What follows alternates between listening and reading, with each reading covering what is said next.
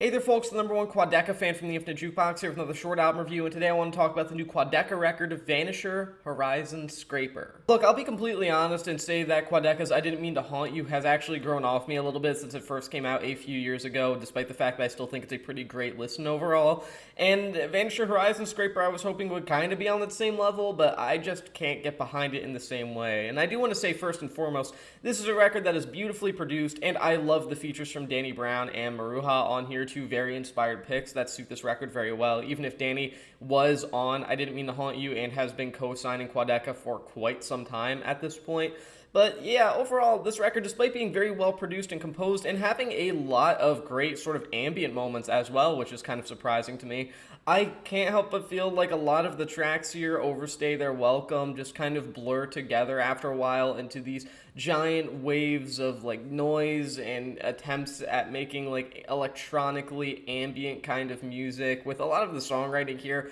bouncing between wanting to be artsy and abstract and over the top relatable. 1 minute Quadeca is putting out some like really strange, peculiar kind of poetry, and the next minute he's talking about how his hair's been falling out, and it just kind of doesn't make it feel like it's all that confident in what the album wants to be. It's a record that's really interesting sonically. It just feels like it doesn't have a lot of direction, and I do very much admire the ambition, much more ambition than I have, certainly, but at the same time, while I do like this record, I just can't get behind it quite as much as some people have been. I'm going to give this record 3 stars out of 5.